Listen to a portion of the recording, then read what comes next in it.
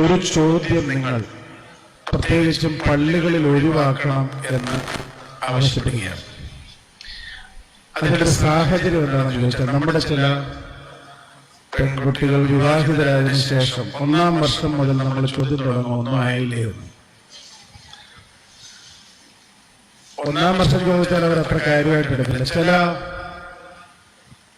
യുവതികൾക്ക് അവർക്കൊരു കുഞ്ഞുണ്ടാകാനായിട്ട് കുറെ കാത്തിരിക്കുക, അവർക്കൊരു പ്രയാസമാണ്.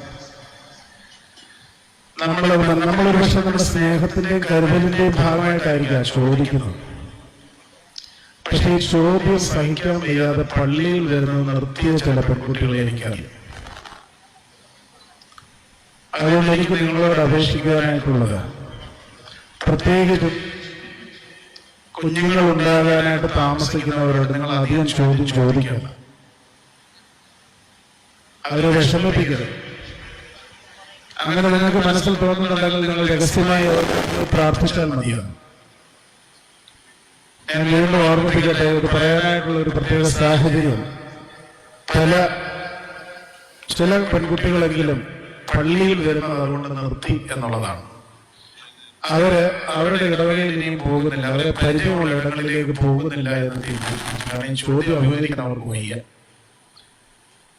നിങ്ങളുടെ ശ്രദ്ധയിൽ ഞാനൊന്ന് കൊണ്ടുവന്നു എന്നുള്ള ചോദ്യം. ഇങ്ങനെ ധാരാളം കാര്യങ്ങളുണ്ട്.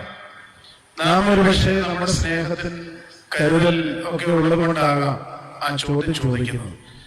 പക്ഷെ ആ ചോദ്യം കേൾക്കുന്ന ആളിനെ അത് എങ്ങനെ ബാധിക്കുന്നു എന്നുള്ളതിനെ കുറിച്ച് നമുക്ക് തീർച്ചയായിട്ടും ഒരു ബോധ്യം ഉണ്ടാകണമെന്ന് മാത്രമേ ഞാൻ പറയുന്നുള്ളൂ.